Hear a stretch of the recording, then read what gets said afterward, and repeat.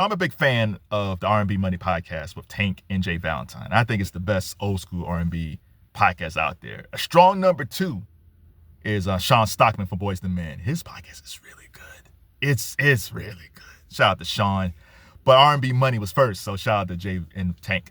So they had Deon Cole on there. Now, Deon Cole is, he's a comedian, so he's not a singer. So I like the fact they're expanding out a bit. Jill Scott came on after him. So Deon Cole was on there. And Tank has this thing where he says, what's your favorite R&B, 5 favorite R&B vocalists, your favorite R&B songs, build a Voltron of your favorite R&B artists.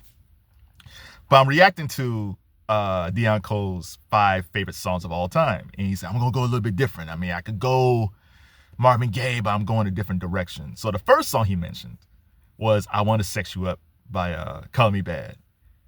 I know now when you look at those R&B groups back then, Color Me Bad is never in that discussion. Boyz II Men, Joe to Z, Drew Hill, H-Town, like Jagged Edge, like In Vogue, SWV. Like there's so many groups that will come before Color Me Bad, CMB. But if you go back to that time period, because Color Me Bad's album debut came out, Jodeci's debut, and Boyz II Men debut all came out around the same time. And yes, even back then, you had Boyz II Men, Jodeci, then CMB, or Jodeci, Boyz II Men, and CMB. But sometimes people might have had Color Me Bad at the top. Color Me Bad was a good group, man. And again, when we first heard the song, I Want to Sex You Up, it was in New Jack City. Shout out to Wesley Snipes. Amazing scene. Amazing song. And then we saw them. It's like, oh, this guy looks like Kenny G. Or this guy looks like George Michael. And this guy, Brian, man, he's a smooth dude. We didn't know he was a big boy. He was a big boy who slimmed down and got big again. But yeah, Brian was so smooth with the pencil thin mustache. They was good. I don't know if you could go to a party back then and not play. If you didn't play I Want to Sex You Up, the party was missing something. That song was huge. So I totally understand why Deon Cole put I Want to Sex You Up in it, because that was a great tune.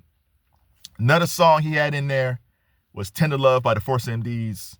Now I love Jimmy Jam and Terry Lewis. I've repeatedly told you they're my favorite producers of all time. And if I'm ranking like my top 5 favorite Jam and Lewis songs, I don't know if I have Tender Love in my top 5. However, of all the Jimmy Jam and Terry Lewis songs, Tender Love has the prettiest melody. As soon as that song starts, you start hearing those piano keys. It is the most beautiful set of keys that Jimmy Jam Harris has ever played on a song. It's such a pretty song. And New Edition was supposed to sing on it. New Edition, because it was from Crush Groove. New Edition was in Crush Groove. I always find that I was like, well, how come New Edition is on the side? They should be singing this song. New Edition was supposed to sing Tender Love, but MCA, ran by the late great Gerald Busby, they wouldn't allow them to sing on the song. They's like, no, we're not gonna let New Edition sing this song. So in a lot of ways, Eddie Heartbreak was unfinished business. But I can only imagine what would have happened if New Edition would have sang Tender Love. Their whole career could have changed after that.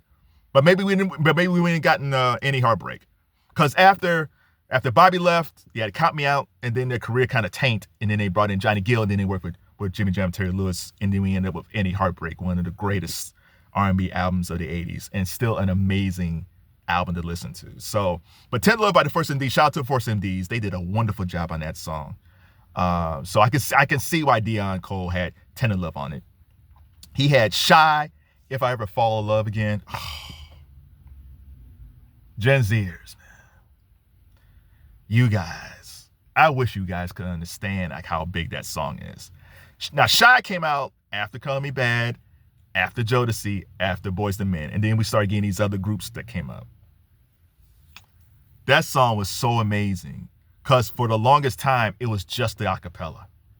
The acapella for If I Ever Fall in Love Again is great. And it was 4 brothers from Howard University. This is during like the black college sweatshirt era.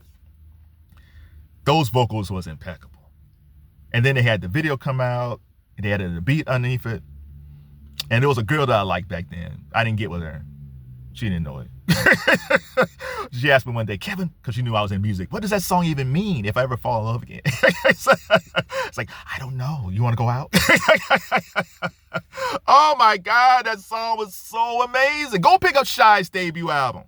They don't get enough love for that. Their debut album was just as good as Boyz II Men and Jodeci back then. It was great, man. So shout out to Shai. Another Deon Cole song was I Heard It All Before by Sunshine Anderson. I really felt like Sunshine Anderson was gonna be that chick. I really did, man. That song, produced by the great Mike City. Mike City's one of the most underrated producers of the 2000s. I love Mike City. That song, Heard It All Before. The beat for that song, the attitude of that song, the video of that song, and the style. If you look at the close of that song, I love the style. That was Neo Soul 2.0. And the guitar, like,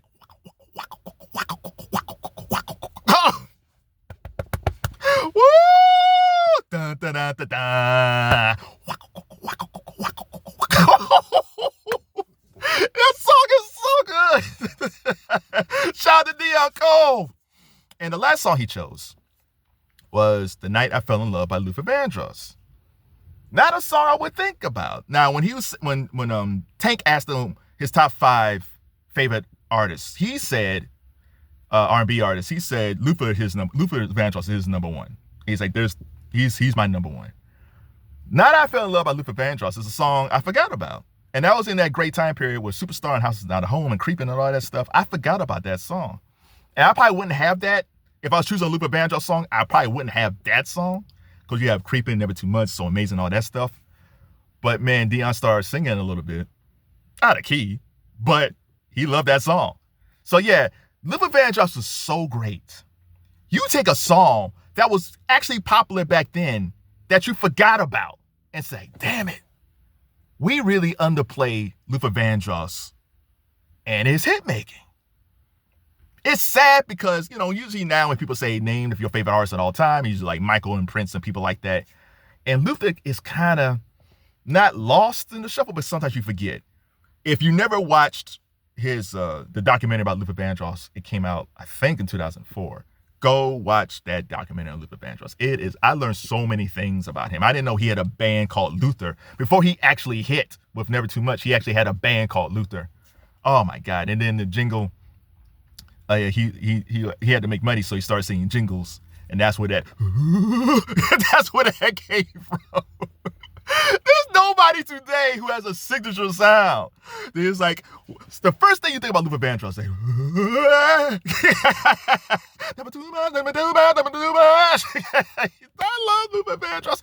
So, if you haven't seen the Deon Cole interview with R&B Money with Tank and Jay Valentine, go see it. Not just for the top 5. He has an amazing story about Phyllis Hyman booing him in Chicago repeatedly. He would go to different places and try to perform as a stand-up.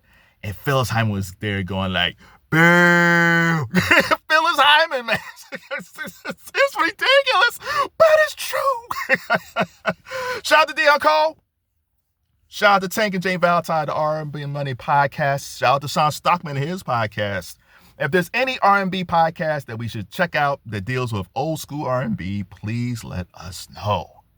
And of all the artists that I talked about in this top 5, which song is your favorite?